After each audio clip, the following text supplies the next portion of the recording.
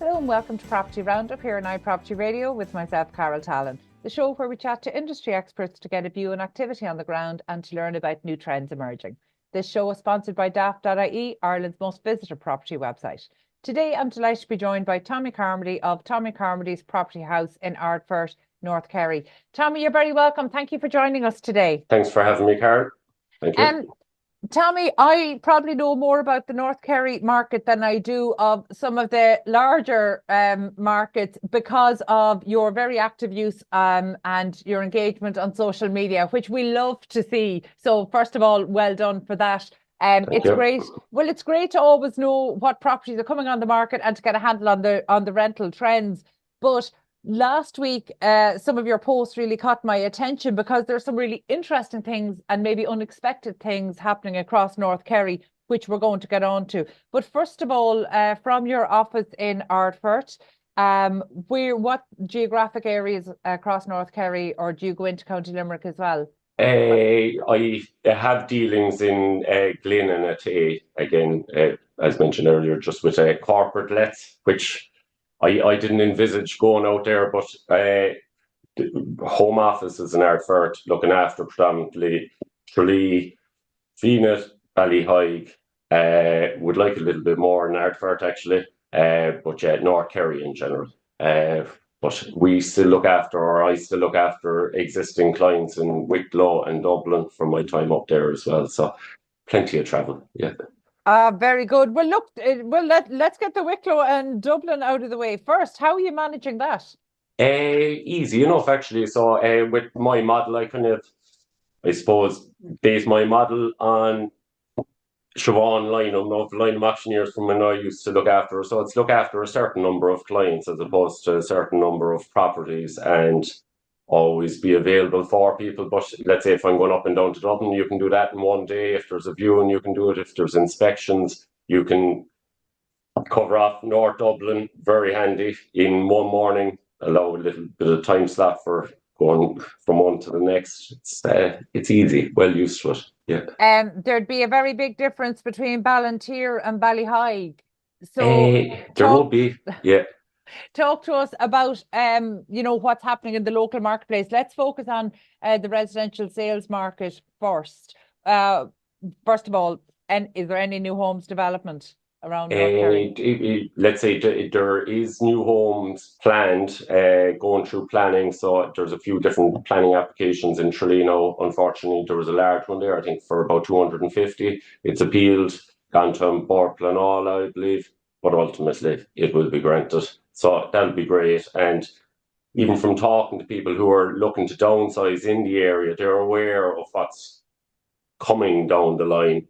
Now, in ways, it might be hampering the release of those properties going for sale because they want to see what will the finished product be like or get a little bit more of a feel for it around pricing and stuff like that. But yeah, hopefully now it'll go through from on board plan all. There's another large scale one down by the Horn Centre where we would have sold the middle site off market actually. So again, that's going through planning. I believe that might be social and affordable, which would be great as well. It'll free up a lot of rental stock, so people might move into those social and affordable homes as opposed to being in the private market on the HAP or the RAS or whatever. Yeah. And it would be great for rents because rents have gone bananas even in the last 6 months.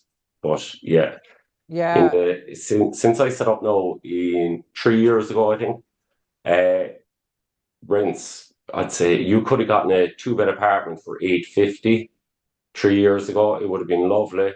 They're up around 14 now, so it's not too far off Dublin.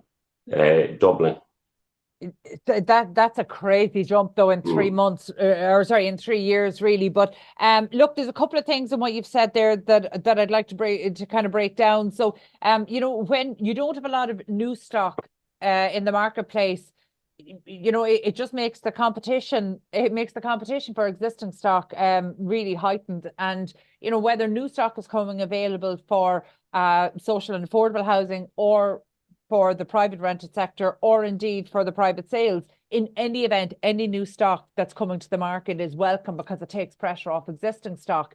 But in terms of the existing stock, you touched on one there, people who might be willing to downsize. Of the property owners that you're going in to meet and maybe valuing their homes who are considering selling, what's the profile of people that you're meeting there in terms of potential sellers?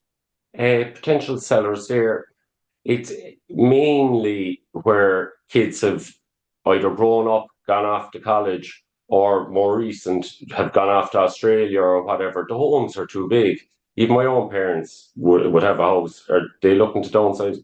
Probably, but there's very little there for people to move into as well, whether it be nice developments and stuff like that, But yeah, out in the country especially, it's lovely out here. But let's say people do find it, they don't want to be getting in the car every day, whether to go to church, go to the pub or whatever. But yeah, it's mainly for kind of quality of life. And yeah, they don't need the bigger homes. And Yeah. it'd be great if they could get a house that they want, or a modern two-bed apartment. Or yeah, there's massive demand as well from going out. People are always asking, "Oh, do you have any bungalows? We need bungalows." They're all planning ahead as well. Let's say there was a house there in Carsley, they'll put their house on the market once I can find a bungalow with a good bathroom where they'll be able to put in a disability bathroom. They're thinking down the line, and Yeah. there's a need for every type of home. But yeah, Yeah, no, single level homes are required as well. Yeah. I think that's something we've done poorly in the past. We haven't really planned for whole of life homes. Mhm. And that's causing a problem now. But something I'm particularly interested in that you might have maybe, a unique perspective on here is when we talk about downsizing, one of the things we're seeing in the urban area is that the importance of keeping people within their community, so they're still within walking distance of the same neighborhood facilities and friends and family that they might have been previously. In the rural, we're used to getting in the car to travel to places. We don't have the luxury ever of things within walking distance. It's just one of the trade-offs of rural life. And I mean, you touched on it there.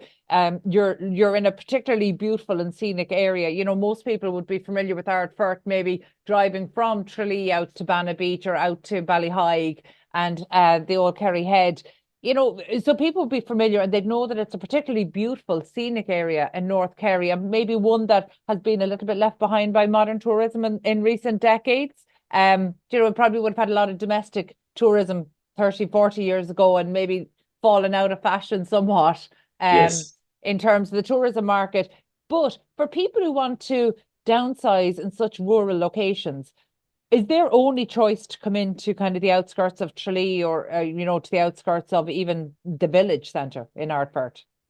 I don't believe it is, because if you look at Ardfert in the last year or two, there was a new social and affordables development.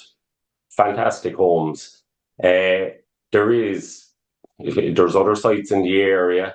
If you could build it for social and affordable, you could actually build smaller units for people looking to downsize. You wouldn't need as many of them either, and that would free up, let's say, some larger farmhouses or country houses. But yeah, there's a pretty large scale development in Ardfert, so you could even do a micro version of that, and that would help. And it wouldn't. It's that development, for example, lovely stone finish on it, fits in beautifully, but it's off the main road. It's not distracting from mountain views, sea views, or anything like that. Yeah, it's tucked away, plain pictures around it, walk to the school, walk to the pub, walk to the restaurants, everything. Yeah, easily done. Tell me, I agree with you 100%, and I think that sounds perfect for people who are in a rural setting looking to trade down, and the compromise there is that they go maybe to the outskirts of a rural village. However, new policy being kind of floated by government only in recent days is a tax plans to discourage new estates in remote areas, which would take in the outskirts of a village like that. So essentially, the proposals are that it would lead to either new taxes or levies on greenfield site developments outside of the real main built-up urban areas. So essentially, government policy is that they don't want one-off rural housing, but now they don't necessarily want these housing estates on the outskirts of villages. So that would mean that in time, anybody who's looking to relocate or downsize even from a rural area really would have no choice but to go as far as their main large urban centre, which in this case would be Tralee or potentially Listowel. Do you think that's something that the people you're talking to, would they consider that as an option? I don't think they would, because it's not necessarily a choice. So let's say you can say this is what's going to happen, but you have people there who've been looking to downsize for the last 6 or 7 years. They're waiting for something that they want, and they deserve it basically. They don't. They shouldn't say, "Do you know what? Let's sell the big house and buy something that we're not happy with." So if they've waited 6 or 7 years, sure, they might as well wait for another 3 or 4 years until policy changes again. Yeah. Yeah. And actually that's an interesting take on it, because obviously we're coming into a very interesting 12 to 18 months in politics. We know that some of the policies will have to change, but I suppose I for one am absolutely concerned about the lack of advocacy around rural Ireland and development in rural Ireland. And in fact, the only developments that we're seeing across rural Ireland are for social and affordable. Actually, we're not seeing any for the private sector. And it raises a really big question around, I think the recent referendum showed us that actually government does appear to be out of touch with maybe the demands for renters and home buyers at a very local and regional level, particularly in rural areas. But this disconnect, maybe the next government will address it, who knows? But I suppose in the meantime, we need to deal with the reality that's there. So what's there at the moment are a lot of derelict and vacant homes. So are you seeing people from outside of the area, particularly since COVID, wanting to live, whether it's rent or buy, in the rural areas? There is demand for it, but I think it was hyped up a bit as well during COVID. And a lot of people would have moved down initially, maybe just to rent. Let's say there's a place in Feenet now, for example, somebody working in IT has moved down there. They're sussing it out just to make sure that the partner who isn't from the area does like it. So they're renting there for 6 months. Now, they've already given the heads up that they do like it. They do want to buy in the area. So that's one example of that working. But in terms of mass numbers coming down, I don't think so. I think a lot of that was kind of headlines. And I've had tenants this year, there's three again in IT who have been called back to Dublin. So, yeah, Yeah. they loved it down here. Rent was much cheaper, but they have been called back. And in one case, it was basically they had to be gone within a week. They still gave the notice, but they had to be back to base within a week. And that's really interesting. And actually, there's kind of two different elements to that. So, one is the employers. Somebody I spoke to, I interviewed recently on the show, has said that companies have essentially said they are giving, they're giving the remote working maybe another year before they're going to look at adopting long-term policies and to see what they are. So we're still in this little interim phase. And it's interesting you talk about people being called back to Dublin, because we're dealing with two different issues here. One is the people who came to rural living or regional living during COVID. Will they stay by choice? And so if it's a choice thing, will they choose to stay or will they choose to go back to a main urban setting? That's one issue. The second issue is, will they have a choice or will they be called back by their employer? And that's kind of outside of their control. And we know that we're probably still a year off understanding where that's going to land in terms of remote working policies. So the people you're speaking to, have you met many people who tried this and said, no, this isn't for us, and they're heading back to Dublin or Greater Dublin area? I've had people who have moved back to Dublin, but I haven't had anyone who's gotten homesick from Dublin or Cork or anything like that. Yeah, no, they like it.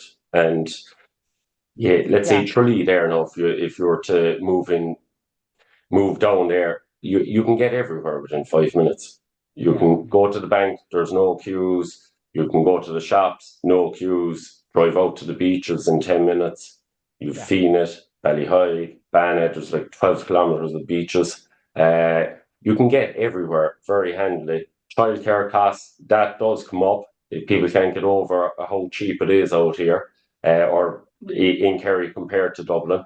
And I have sisters up there as well. So yeah, No, you feel for them. So yeah. The wage as well, if they can keep a Dublin wage, or even if they've to take a slight hit, it's Right, but what impact is more that beneficial having? than that. So if you have buyers coming in on, particularly if they're on a joint Dublin wage, but even on one Dublin wage, what is that doing in terms of competing with home buyers in the locality who aren't on a Dublin wage, they're or on a Cork wage, or maybe even not even on a Limerick wage, that they're on a Tralee wage, and they, I mean, are they in a position to compete then in terms of the limited amount of first-time buyer suitable stock? First-time buyers down here, let's say, it'd be mainly for, let's say, three-bed semis, I suppose, but which would you could pick up an absolutely fantastic three-bed semi down here for 250 to 270. There was a big pickup there when the mortgage multiplier, came in. That shot prices right up. But at the minute now as well, from talking to people, you can give them the heads up that there's a three-bed semi coming up in Carsley, for example, that I have coming on there. And that one actually not coming on for 6 weeks. But from talking to people, it's going to benefit them, because there's talk that the rates may well have come down by the time they close out. So if we release that in 6 weeks' time, say 2 to 3 weeks, maybe 4 before you go sale agreed, it'll be another 3 months before the sale closes, unfortunately, just with legal. So the rate should start coming down now. And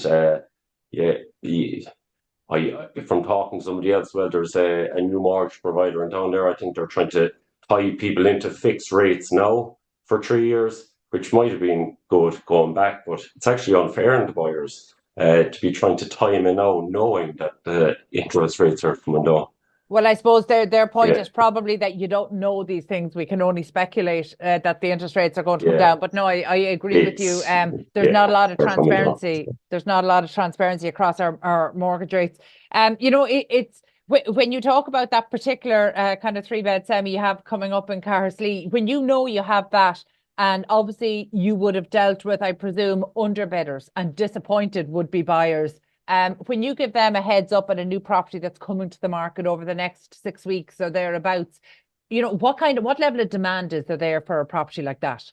Massive for this particular one. So this hasn't obviously gone on Daft or anything like that. It's just gone on social media. But let's say the first Saturday viewing that we're going to have, that's probably full up now, because you'll only take a certain number to it. But that's from Instagram and Facebook, and knowing the right people to call, knowing what their budget is. So if a buyer's meeting me, like, some people might keep a lot to themselves. But to be honest, if they tell me more, I know exactly what I can get for them. And if they're on maybe 200, but if they tell me that they actually do have 250, we can find them a house for 250. Like, this will be a show house, in show house condition, all done up in the last couple of years. And that's what they're looking for, a house that you can move into and not have to be doing up bathrooms seems to be putting off everyone. Doing up kitchens, people just, their prices aren't that bad, but they're, let's say, maybe watching programs or reading things, or just thinking that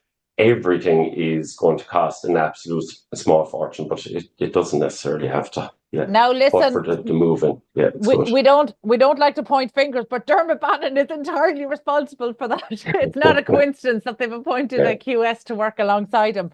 That's it. But no, great architects down here as well. Yeah. Well, and I think one of the fear around doing work is that people know there's a genuine shortage of builders and tradespeople, and that's a very real problem, that there is a shortage of tradespeople to be able to carry out the work. And I think sometimes first-time buyers can be daunted by the work, not understanding that, look, anything they buy would need to have this done in the next 15 years anyway. So it's just a choice. Do you do it now as you're moving in, or do you get one you like now, knowing that you'll do it in 15 years' time? Or, it's funny, I watch through people, even our own circle, you see there's definitely, from the time people move into their home, there's about a 12-year span before they start to get unhappy with the bathroom and the kitchen and everything else. And within 15 years, there's a new bathroom and kitchen and everything else going in because it reflects family changes and things like that as well. And I suppose that's not even considering the whole of life situation. You touched on something there that's pretty close to my heart, and actually it's how I stay in touch with the interesting trends that you're talking about. Social media. As a rural estate agent, how important has kind of the digital marketing become to you? Very important. So let's say before I set up business, I was never on social media actually, so I was a bit daunted. Might have had Bebo or something like that, but yeah, in terms of Facebook, Instagram, TikTok, and all that, I was never on it. Had no time for it, and I think for the first 6 months, I don't think I was on it, but yeah, set up Facebook. Didn't really like that. Set up Instagram. That's flying at the minute. Yeah. Um, So, very Sorry, important. Tommy, Yeah. you're showing your age with Bebo now. Yeah. That's a definitely a hark back to the past. But in terms of what social media is working, look, by the way, one social media platform is not going to do everybody, but I'm always interested in knowing kind of, like I think that, and I won't lead you on this, but maybe you tell me. But I think there's some platforms that are better to showcase a house and talk to potential tenants or buyers, but there's a different platform and a different approach may be needed if you're trying to target sellers who might choose you as their listing agent. So maybe talk to us a little bit about kind of the differences there. Let's focus on, say, the buyers. When you want to showcase a new home, whether it's renters or buyers, which platform works best for you there? Instagram. Yeah. Okay. I have Facebook as well, but yeah, that you might get there might be more views and stuff on Facebook, but there'll be a lot more contact from Instagram. And I've gotten a lot of business from Instagram. And by the way, you bring up a really important point that I'd recommend to any estate agent who's kind of struggling to get to grips with social media and understanding there's a huge difference between views and contact, views and what translates into either viewings for a home or even an inquiry to come value a home. So would you find Instagram is also your preferred for attracting sellers? It would be Instagram, just hands down. Facebook, when it comes to lettings, turns nasty real quick. Really? If the word landlord is put out or anything like that. So let's say one of my first posts was looking for properties, and it was saying, look, if there's any landlords there looking for letting, property management or mini management services, get in contact. The abuse was off the walls. And I sat at home with the wife, and there was comments coming in from Australia and Canada. This spread, and yeah, I didn't want to sit back, so I kind of reacted a little bit, but I think that gave it a bit more traction. But yeah, how would you say Instagram a little bit classier? Yeah. That's really interesting. And look, there's two things there. Look, first, there's a growing anger. So it really, what you're telling me about Facebook tells me you're absolutely not on Twitter or now X, because that's just kind of particularly nasty. So it's not one we recommend for estate agents, really. But in terms of Facebook, look, yes, that does happen. And one of the things we always say to agents is actually not to engage, because that's throwing fuel on the fire. And I suppose it comes back to my dad, a dairy farmer, kind of used to have the saying, you can't reason people out of a position they didn't reason themselves into. So your logic doesn't work on social media. So actually you're better just to ignore and step away from comments like that. But actually, it brings up another one, another issue that I've spoken to Mary Conway, who's the chair of the Property Owners Association, and that Property Owners Association has been in place for 30 years. And even 30 years ago, they knew in Ireland the term landlord is problematic. It is just loaded for Irish people. And that just is universally true, and it's not changing. So actually, they use the language of property owners rather than landlords, because it is an absolutely trigger word for anger online, particularly as the housing crisis deepens. But I would say that actually Facebook at the moment is, I suppose, trying to compete with TikTok to a certain amount. So we see huge changes in the algorithm. So for a couple of years, we'd almost written off Facebook.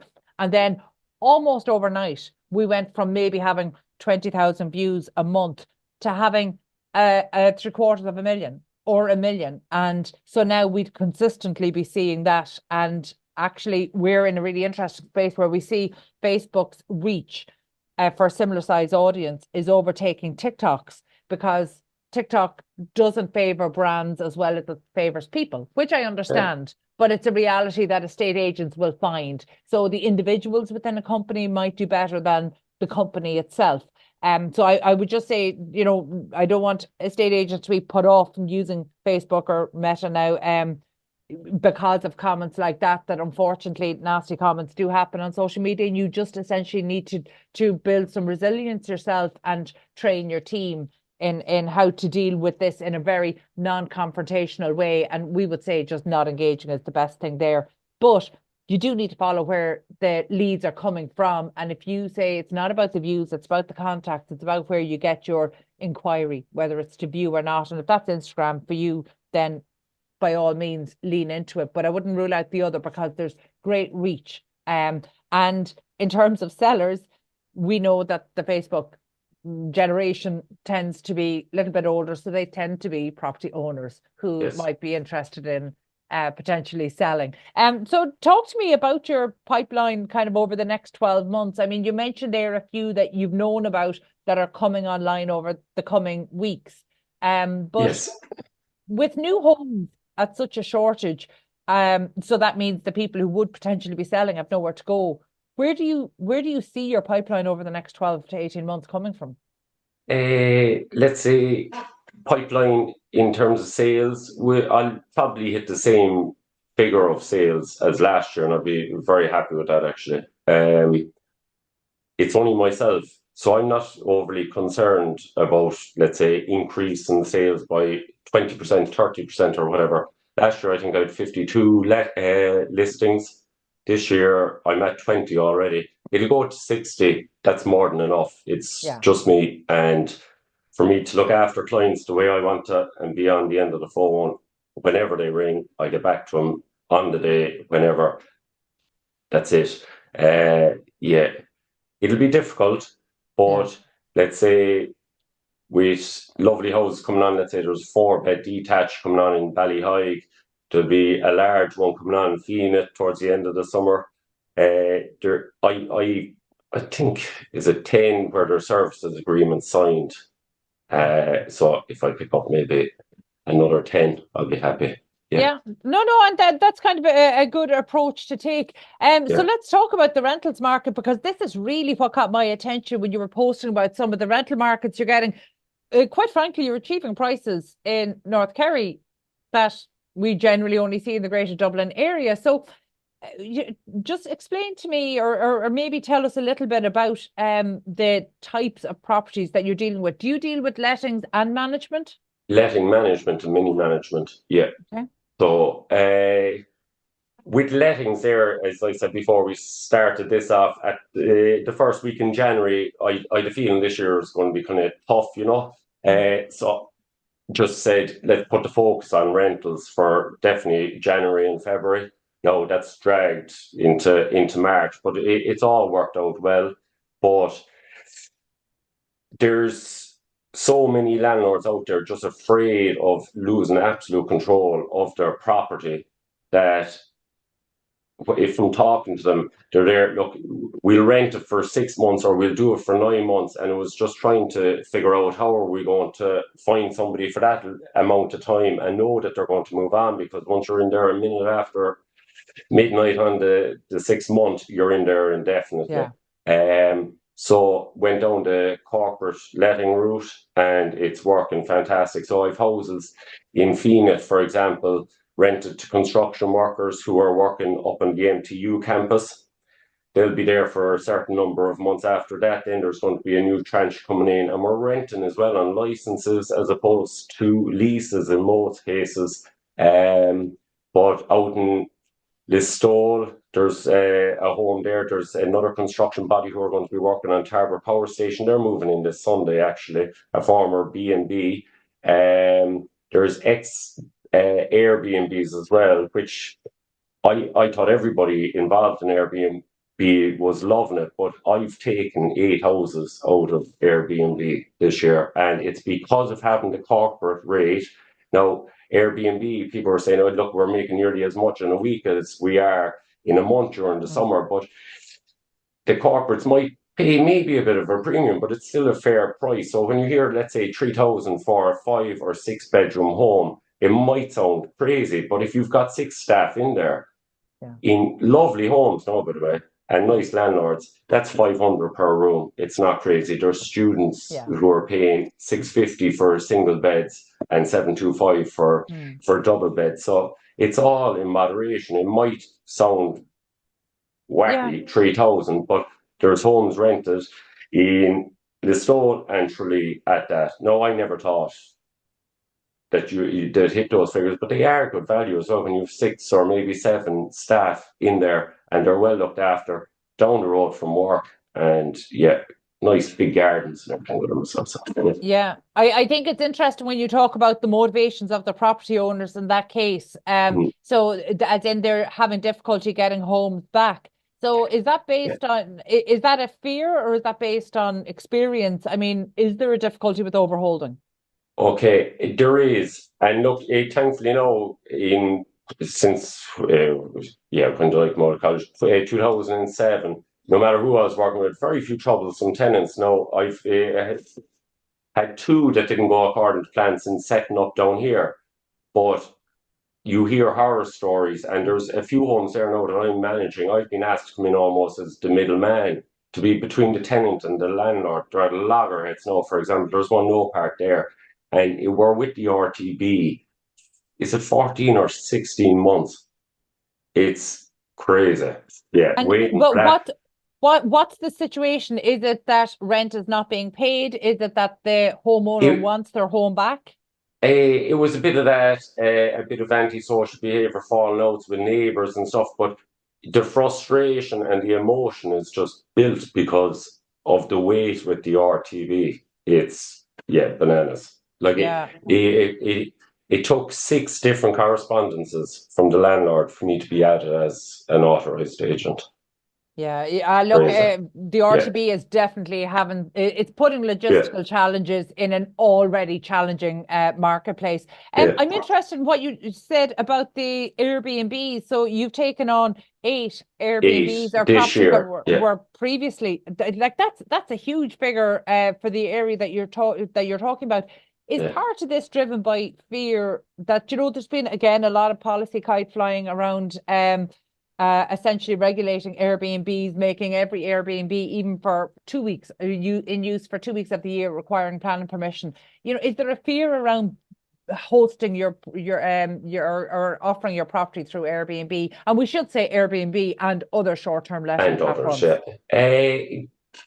That hasn't been said necessarily, but it's just looking, again, certain landlords don't know what's going to happen in 2 years' time or 3 years' time or 4 years' time. So let's say that's one problem for the RAS scheme as well. You've lovely tenants, they're on RAS, but a landlord, especially with an election coming up, people are fearing the worst. So this is a great way of doing it with the corporates.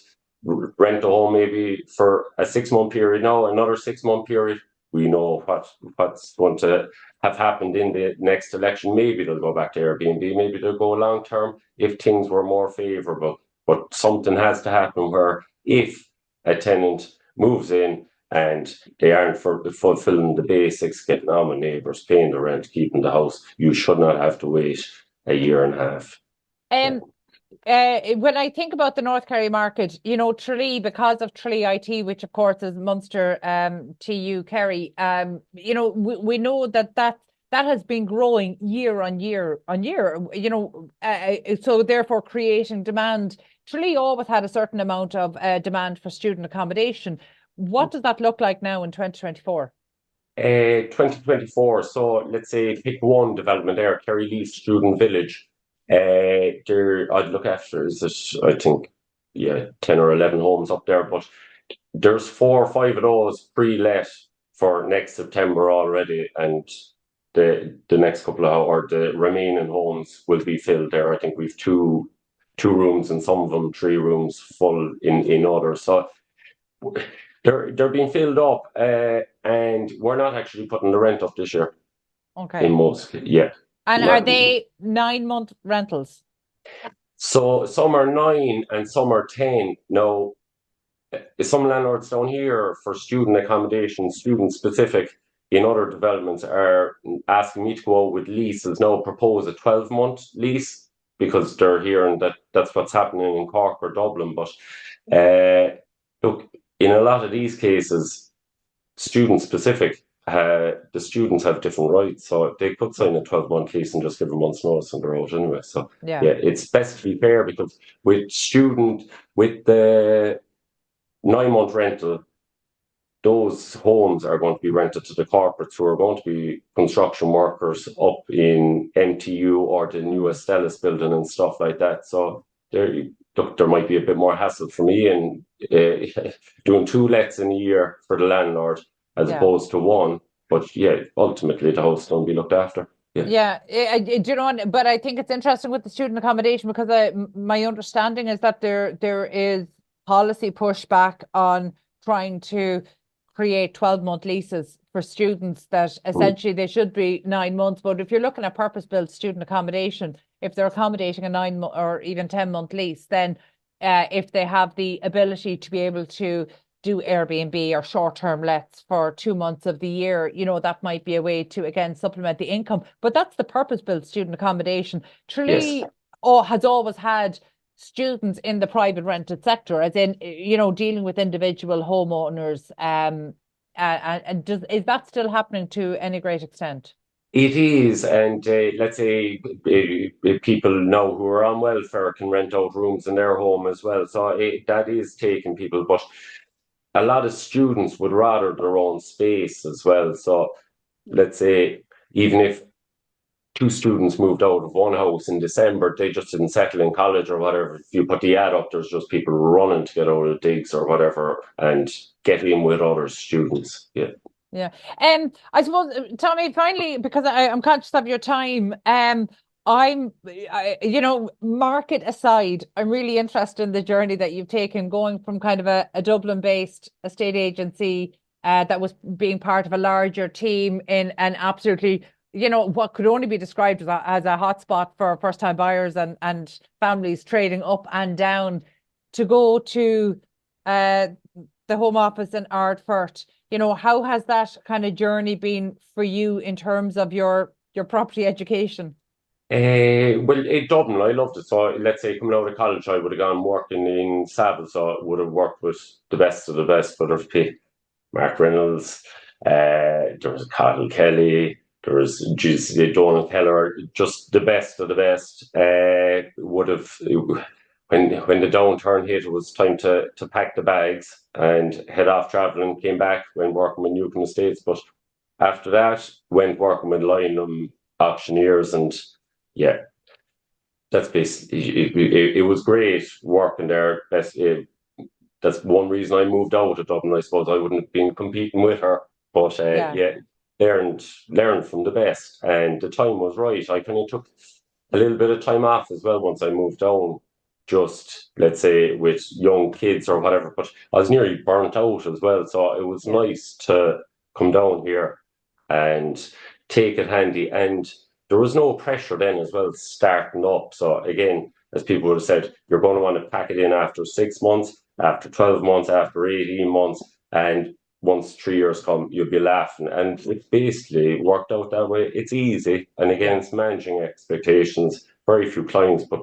very good clients. And look, that's the foundation of any business, irrespective of the sector. And I suppose in terms of your decision making, did you make a conscious decision to stay independent? Did you consider a franchise? Did you consider any of the property networks?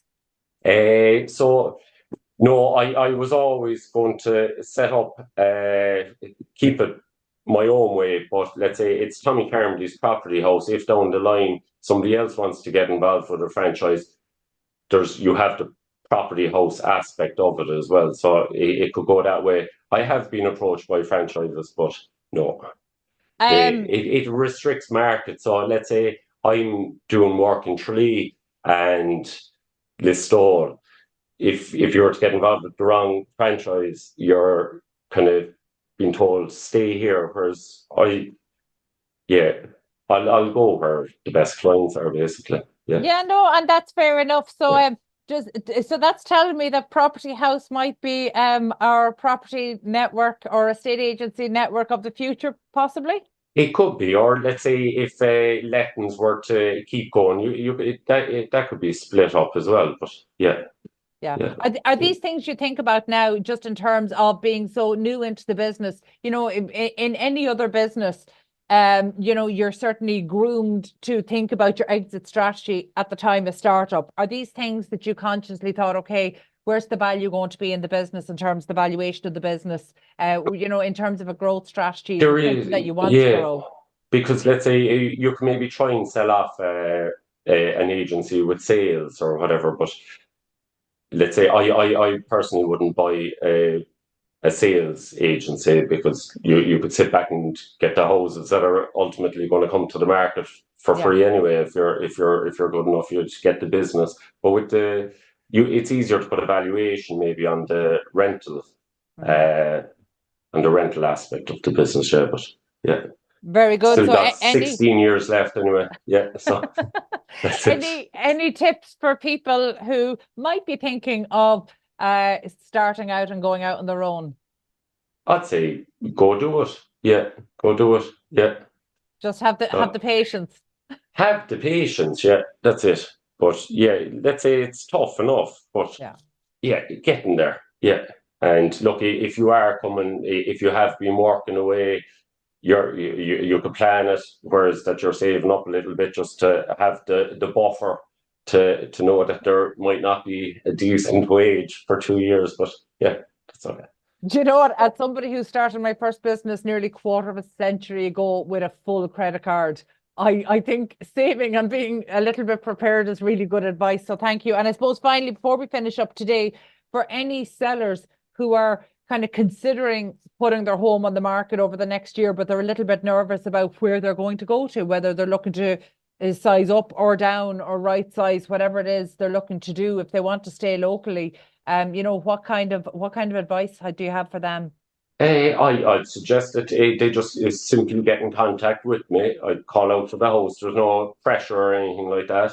And I'd go through all the options. It might be a thing that they might have to wait a little while, or I might be aware of a home coming up. But basically, I could go out, give them a market appraisal, give them a nice valuation that they can stand over as well. I'm not sure if I've sold below asking or below valuation since I set up maybe once. But yeah, it's important that they know what they'd have to spend as well, because if they're moving from a big 4 or 5 bedroom home, that property in the last year probably hasn't gone up as much as the home that they are looking to move into. It's probably jumped considerably. Yeah, very good. Okay, meet up.